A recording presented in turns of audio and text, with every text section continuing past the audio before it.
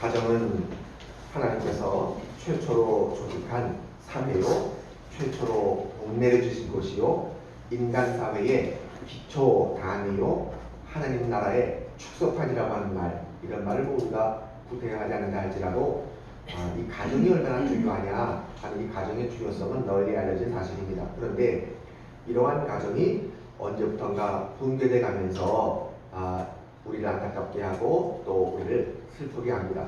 부모가 자식을 죽이고 자식이 부모를 죽입니다. 그런가 하면 남편이 아내가 남편을 죽이는 그러한 일도 벌어지고 있습니다. 뭐하기야 인류 최초의 살인이 가인과 아벨이라고 하는 그 한 가족 안에 있던 형제지간에 벌어진 것을 보면 뭐 세월이 이렇게 많이 흐른 이때에 요즘에 이 일들이 뭐 그렇게 놀랄 만한 일은 아니라고 하는 그런 일들도 있는데 그런 일을 들으면 그것이 또 우리를 또 한번 슬프게 합니다. 가정이 파괴되면 사회가 파괴되고 사회가 파괴되면 국가가 파괴됩니다. 물론 교회도 파괴됩니다. 미국과 유럽의 교회가 그렇게 많이 쇠퇴가는 이유 가운데 하나가 바로 가정의 파괴와 밀접한 연관이 있다는 것이죠. 그런 맥락에서 교회도 알아야 할 것이 있는데 이게 뭐냐면 마귀는 교회를 파괴하고 교회를 무력화시키기 위해서 하고 있는 꼼수가 있는데 그게 뭐냐면 바로 가정을 공격하는 것입니다. 가정을 공격하고 가정이 파괴되면 교회가 흔들립니다. 그런 의미에서 오늘 우리가 읽은 본문의 말씀은 이 말세를 살아가는 이 성도들의 가정이 어떠해야 되겠는가, 더 나아가서 하나님을 섬기는 자의 가정이 어떤 복을 누리게 되는지를 우리에게 잘 가르쳐주고 있는 그러한 말씀이라고 생각합니다. 1절을 보시면 여호와를 경외하며 그의 길을 걷는 자마다 복이 있도다 그랬어요. 우리는 우리의 가정이 번성하고 번영하는 것이 하나님의 은혜에 달렸다는 사실을 꼭 깨달아야 됩니다. 또 우리 가정이 그렇게 안락한 가정, 평안한 가정이 되는 유일한 길 역시 하나님께만 있다는 사실을 기억해야 됩니다. 이걸 가장 잘 실천한 그 실천에 온 사람이 누구예요? 욥이요, 욥. 그래서 욥기 1장은 그에 대해서 이렇게 말씀하고 있습니다. 우스 땅에 욥이라 불리는 사람이 있었는데 그 사람은 온전하고 정직하여 하나님을 경외하며 악에서 떠난 자더라 그랬어요. 욥은 온전하고 정직하며 하나님을 경외하고 악에서 떠난 그런 사람이었다. 성경이 이렇게까지 기록한 것을 보면 이 욥이라는 사람, 이 양반 대단한 사람이라는 것이죠. 그런데 그가 자기에 대해서만 이렇게 힘썼느냐? 나 혼자만 잘 믿고 잘 섬기고 잘 하나님 바라보면서 나만 그랬느냐? 그게 아니고 욥이 10남매를 두었거든요. 자기 자녀들에 대해서도 한결같이 힘쓰고 애썼음을 우리가 알게 됩니다. 욥기 1장 4절 5절 말씀을 제가 읽어드릴게요. 잘 들어보세요.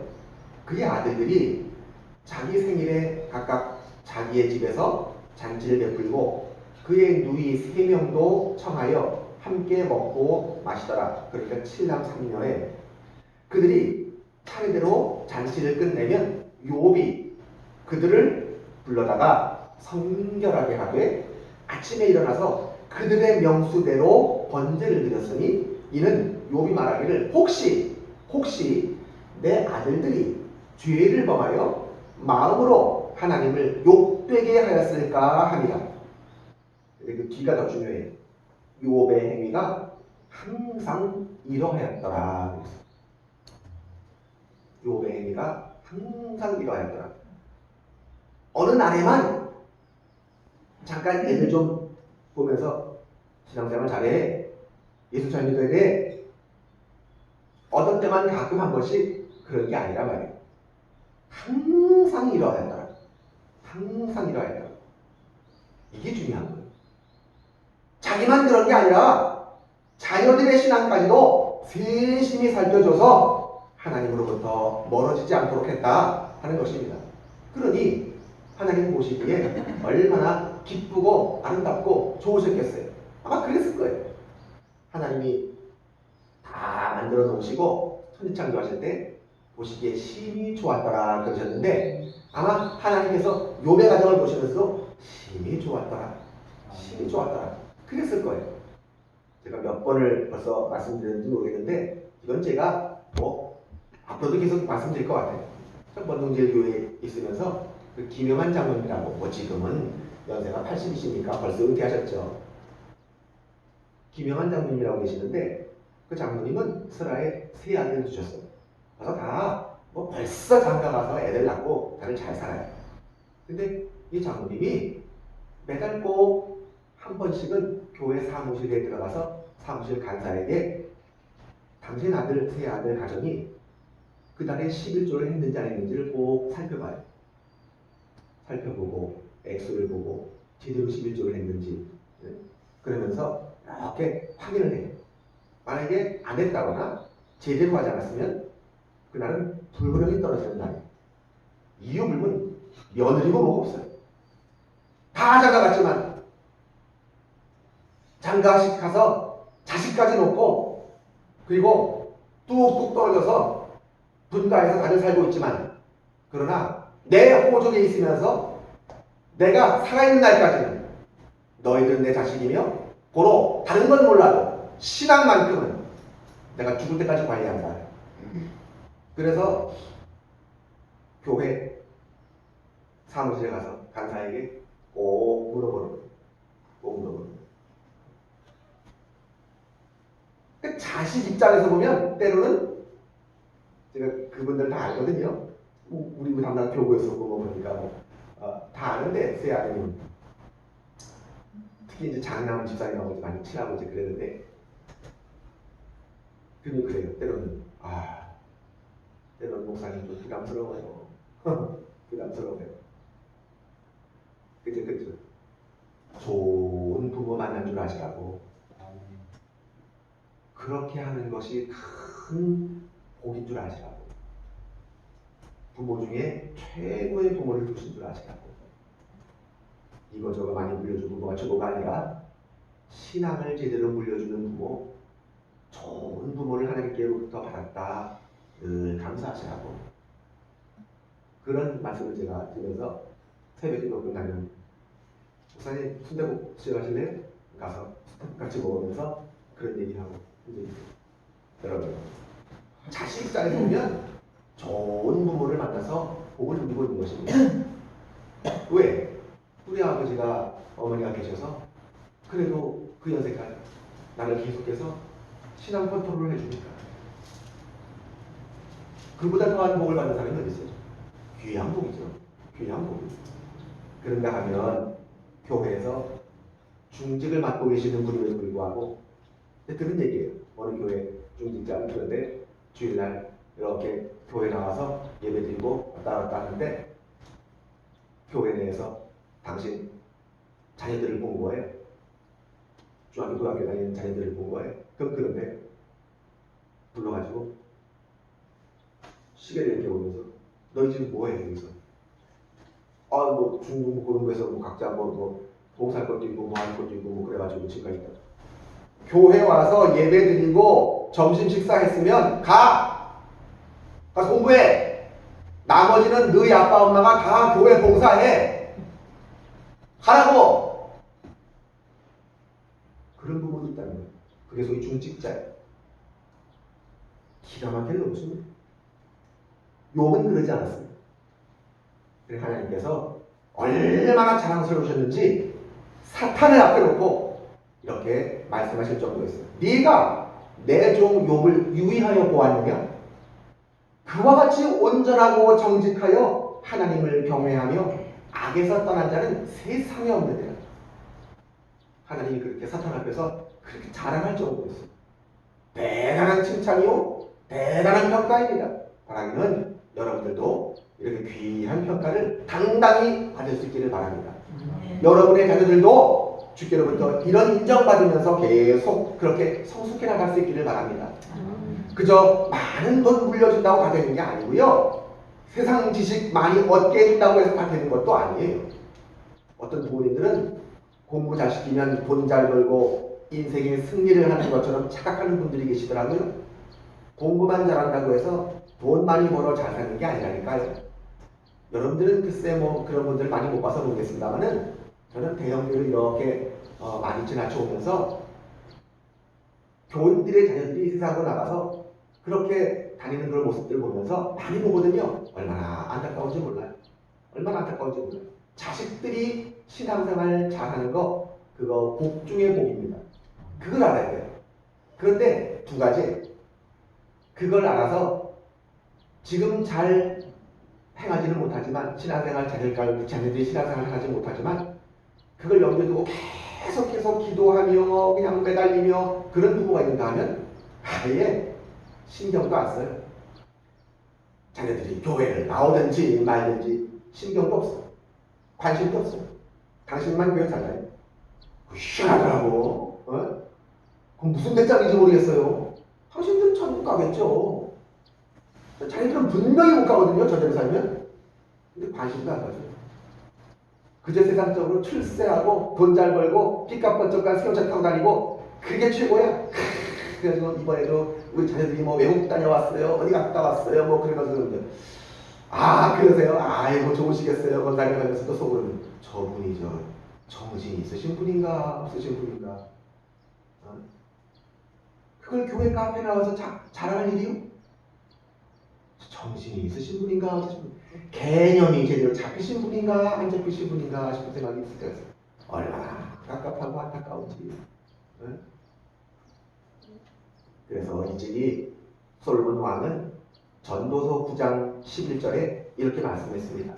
내가 다시 헤아려서 보니 빠른 경주자들이라고 선착한 것이 아니며 용사들이라고 전쟁에 승리하는 것이 아니며 지혜자들이라고 음식물을 얻는 것이 아니며 명철자들이라고 재물을 얻는 것도 아니며 지식인들이라고 은총을 입는 것도 아니니 이는 시기와 때와 기회는 그들 모두에게 임함이니라.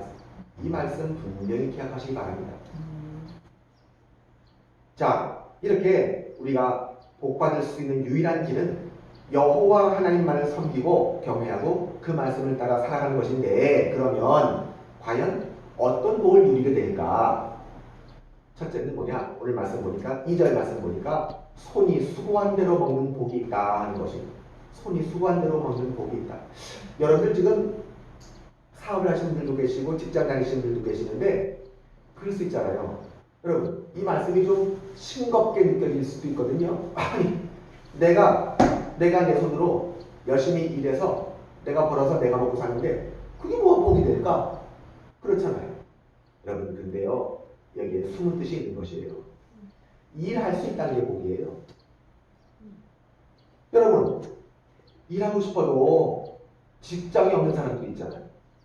지금 실업자가 얼마나 많습니까? 실업률이 얼마나 많아요 지금. 근데 여러분들 일하시잖아요. 일터가 있어서 일할 수 있다는 게 뭐예요? 두 번째는 일할 수 있는 건강이 있다는 것이 복이에요. 일하고 싶어도 또 일터도 있다고 칩시다. 그러나 내가 건강이 여의치 못해. 집에서 시름시름 알아요. 병원에 입원해서 시름시름 알아요. 일터에 갈 수가 없어요. 그럼 어쩔 건데요? 일할 수 있다는 것이 복입니다. 혹은 질병으로 혹은 무능력해서 혹은 여러 가지 이유로 일할 수 없는 그런 것이 얼마나 여러분 답답한 일입니까? 일하고 싶어도 일할 터전이 없어요. 일하고 싶어도 일할 수 있는 건강이 안 돼요. 어떻게 하면 좋아요? 그저 일할 수 있는 건강, 일할 수 있는 건전한 사고방식, 일할 수 있는 능력, 일할 수 있는 기회와 여건, 이 모두가 큰 복이라는 거 여러분 믿으시기 바랍니다. 여러분의 가족이 일터에서 열심히 일하고 있습니까? 큰 복 받으신 줄로 아세요. 현재 받으신 복이, 누리고 있는 그 복이 큰 복인 줄 여러분 꼭 믿으시기를 바랍니다. 이처럼 일할 수 있다는 것 자체가 우리에게는 무시할 수 없는 큰 복이 되는 것입니다. 더 나아가서 일하는 자의 수고는 성공하는 복을 받습니다. 2절 하반절 말씀 보니까 내가 복되고 형통하리로다 그랬잖아요. 일하긴 하는데 하는 것마다 죽쓰고 실패하고 그래서 또 낙심하고 절망하면 그게 무슨 복이 되겠습니까? 그렇잖아요. 우리 하나님을 진정으로 경외하고 그 말씀을 따라 살아가는 성도는 그 하나님이 결국은 형통하게 되는 복을 누리게 될 줄로 믿습니다. 그 이유는 한 가지, 하나님을 잘 믿는 성도이기에 하나님의 뜻대로 일할 것이기 때문입니다. 그러므로 내 뜻대로 내 욕심대로 세상적인 얄팍한 어떤 그런 기회주의적인 그런 것이 아니라 하나님의 뜻에 합당한 그런 삶을 살면서 그렇게 일터에서 일할 때 우리 하나님은 모른다 하지 아니하시고 구체적으로 응답해 주시는 그런 분이십니다. 그래서 내가 내 손이 수고한 대로 먹을 것이다. 이 귀한 복이 있다. 둘째는 어떤 복이냐? 아내가 결실한 포도나무 같이 되는 그런 복이 있다는 것이 3절 말씀 보니까 아내가 결실한 포도나무와 같이 그렇게 되는 복이 있다는 것입니다. 여러분, 포도나무의 특징이 있잖아요. 포도나무는 덩굴나무예요. 그렇기 때문에 쭉쭉 뻗어나가면서 쫙 펼쳐지는 그런 나무가 아니에요. 폼이 안 생겨요. 폼이. 아름답거나 예쁘다거나 하는 그런 나무가 아니에요. 포도나무. 줄기나무이기 때문에 이리저리 휘어지는 게 이게 지 마음대로 자기 마음대로. 자유형이 자유형. 그러다 보니 나무가 쓸모가 없어요. 불쏘시개밖에 할 게 없어요. 나무. 포도나무 가지고 뭐 좋은 목재가 되어져 가지고 집 지을 수 있고 기둥 세울 수 있고 그럴 수 있나요? 안 돼요. 포도나무는 그런 목재가 아닙니다. 아주 중요하고 기묘한 것을 만들 수 있는 그런 나무 형태가 아니에요. 포도나무. 목재로서 역할을 할 수 없습니다. 그리고 이 벌레는요, 이 나무는요, 벌레가 많아요. 결국 포도나무에서 가장 중요한 건 열매밖에는 얻을 게 없는 거예요. 열매. 그러면 아내를 왜 이 별 볼 일 없는 포도나무에 비유했겠습니까? 포도나무는 약합니다. 우리 아내도 약합니다. 사도 베드로가 말했잖아요. 그를 더 연약한 그릇이요 또 생명의 은혜를 함께 이어받을 자로 알아 귀히 여기라. 이는 너희 기도가 막히지 아니하게 하려 함이라 그랬습니다. 연약한 그릇이란 말이에요. 현대식으로 비유하면 크리스탈 하려고 화려하고 보기는 좋은데 자칫 잘못하면 파작 하고 깨진단 말이죠. 조심스럽게 잘 다뤄야 됩니다. 왜요? 생명의 은혜를 함께 이어받을 자이기 때문에. 성경이 그렇게 나왔습니다. 제가 한 얘기가 아니에요. 사도 베드로가 그랬다니까요. 생명의 유업을 함께 이어받을 자이기 때문에, 그렇기 때문에 귀히 여기라. 그렇게 말씀하고 있습니다. 더 나아가서는 뭐라고 했어요? 남편들의 기도가 막히지 않게 하기 위해서라 그랬어요. 이는 너희 기도가 막히지 아니하게 하려 함이라. 그러니 아내를 잘 다루고 잘 대해줘야 된다. 또 포도나무는 이렇게 약한 동시에 또한 강합니다. 포도나무는 여러분 휘어지기는 해도 부러지진 않아요. 잘 안 부러져요. 여자는 약합니다. 그러나 아내는 강합니다. 특별히 자녀를 둔 아내는 더욱 강합니다. 약한 것 같지만 강한 것이 아닙니다. 특히 결실한 포도나무 같다 그랬습니까? 포도나무가 아주 탐스러운 포도를 가지에 주렁주렁 달고 있는 것처럼 자녀를 선하게 잘 양육시키는 것을 의미합니다. 자녀가 많고 적은 게 중요한 게 아니라 주 안에서 잘 양육시키는 것이 중요하단 말이에요.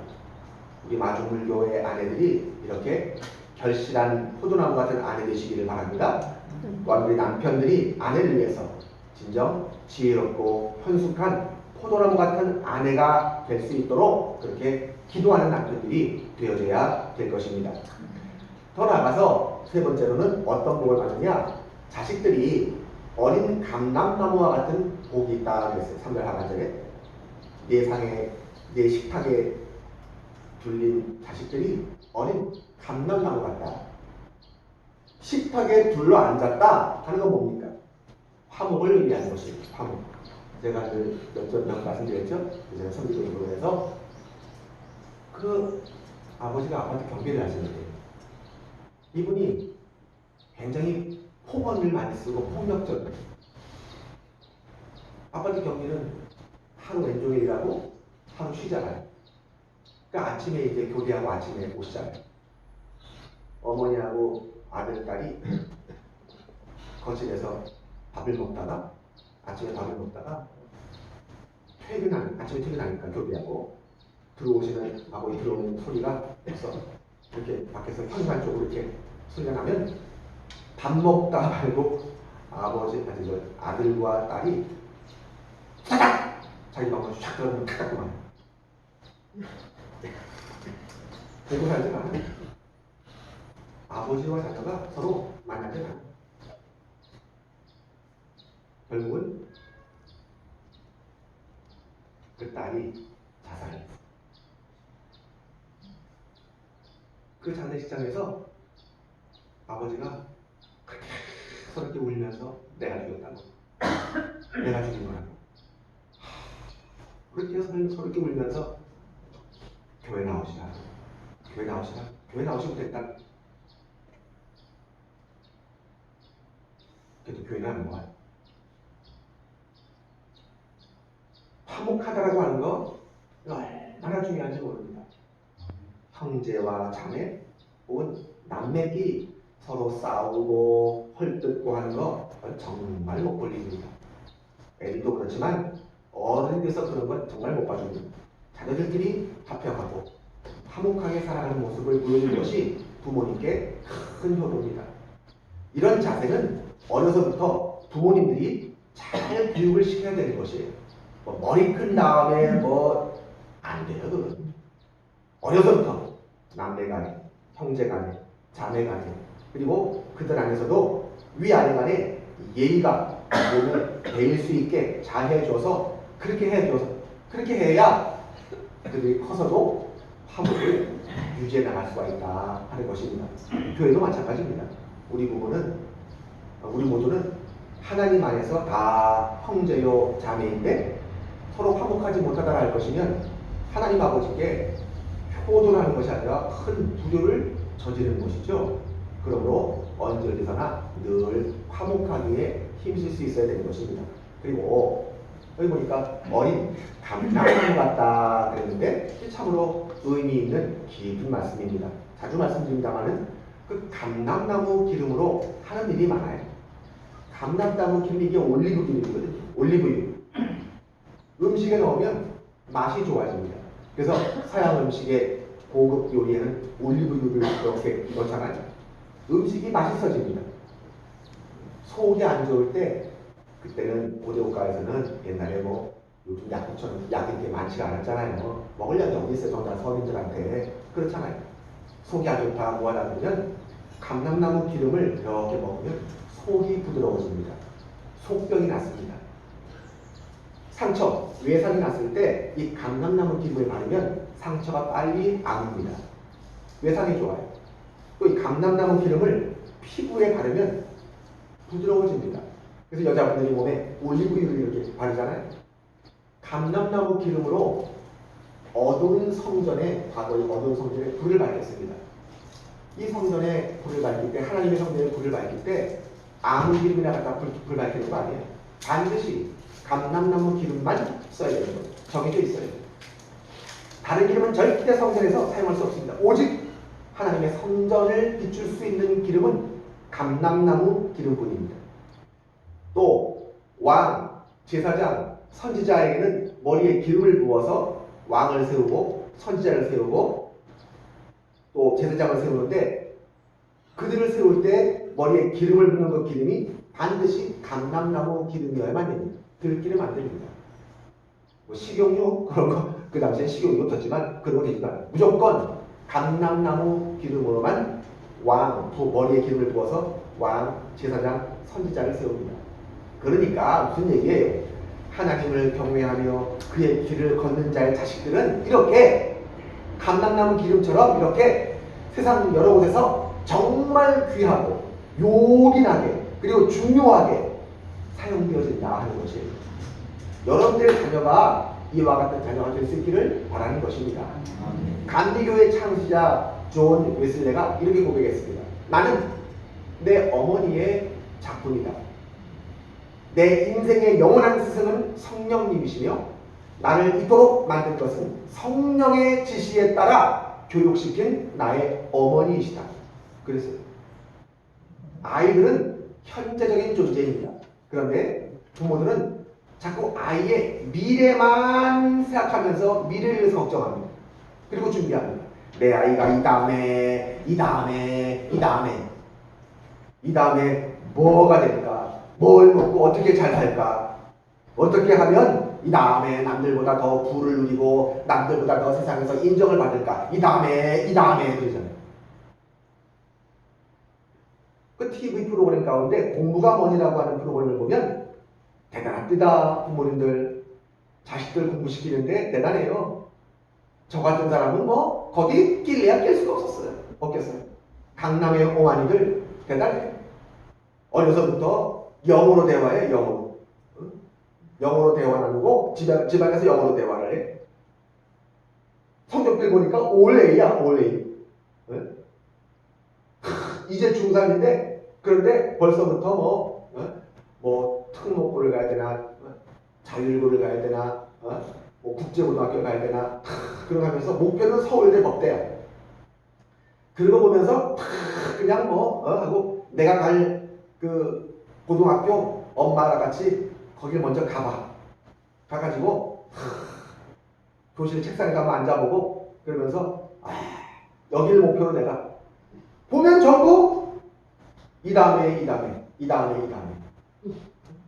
전부 이 다음에 현재는 없어. 전부 이 다음에 국어가 약간 딸려요. 걔가 왜 그럴까? 엄마랑 영어로 대화하니까 집안에서도 수시로 우리나라 언어가 완벽하지 못한데 영어로 하다 보니 그러니까 그 학습 지도하는 사람이 그러더라고. 그 양반 정확하게요. 모든 공부는 국어, 언어가 제대로 습득돼서 언어가 제대로 완벽하게 잘 되어져야 모든 학문을 제대로 이해할 수 있다는 거예요. 왜? 우리나라 말로 돼 있으니까. 영어 배우는 다 우리나라 말로 돼 있잖아요. 수학 공부도 우리나라 말로 하잖아요. 영어로 하나? 모든 과목을 우리나라 말로 공부하고 있는데 아무개는 언어 습득이 제대로 안 되니까 지금 이때에 걔가 아까 그래요. 이걸 이때는 어떤 언어, 어떤 단어를 사용해야 되지? 그게 빨리 안 떠오르네. 우리나라 말로. 영어는 되는데. 이게 무슨 얘기예요? 국어보다 우리나라 말보다 영어를 더 잘하는 거예요. 넌센스지 그건. 이 나라 말도 제대로 못하면서 영어를 뭘 그렇게 잘해서 뭐 외우다 살 거예요? 이런 넌센스가 그래서 그거 보면서 울고 자기가 그렇게 만들어놨으면서 울어봐야 뭔 소리겠어. 이 다음에 부모가 아이에게 뭘 어떻게 가르치냐에 따라서 아이는 세상을 바라보고 자신의 인생관과 가치관을 결정하게 됩니다. 그래서 아이들의 최초의 교육 장소는 어머니의 무릎이라고 하는 말이 있잖아요. 우리 아이들은 주의 말씀으로 교훈하고 책망할 때 바르게 되고 의에 이르고 감람나무 같은 귀중한 존재가 될 것이라 하는 것입니다. 그런 놀라운 역사가 이루어질 수 있기를 바랍니다. 네 번째 복은 뭐냐? 여호와께서 시온에서 주시는 복을 받는다 그랬어요. 5절 보니까 여호와께서 시온에서 주시는 복을 받는다. 여기 시온은 교회를 가리킨다고 할 수 있습니다. 가정의 복을 받게 되는 성도가 그 복을 어떤 루트를 통해서 받을까요? 그가 속한 교회를 통해서 받게 됩니다. 시온이라고 하는 이 교회에 임한 은혜와 복 때문에 그 개인 성도에게 복이 임한다는 것이. 그러므로 모든 성도는 먼저 자기가 속한 교회를 위해서 기도하는 것이 순서입니다. 이런 성도는 왜? 그 교회에서 복을 받을 것이니까. 그 교회를 통해서. 그러니까 이런 성도는 장수하면서 대대로 자식을 보며 귀한 평강의 복을 누리게 될 것이라 하는 얘기입니다. 사랑하는 마중물 성도 여러분, 복된 가정을 위해서는 구체적인 노력과 투자가 필요하고 결단이 필요합니다. 그래서 사도바울처럼 날마다 자신을 죽여가는 심정으로 주 안에서 사랑하고 양보하며 이해하기를 노력할 때 서서히 변화가 있게 되는 것입니다. 간절히 바라기는 가정의 달 이 5월에 더욱 하나님을 경외하고 그의 길을 힘써 걸음으로 남편도 아내도 자녀도 가정도 오늘 본문의 약속들이 귀한 복을 다 받아 누리는 그런 평강의 복된 가정이 다 될 수 있기를 간절히 축원합니다.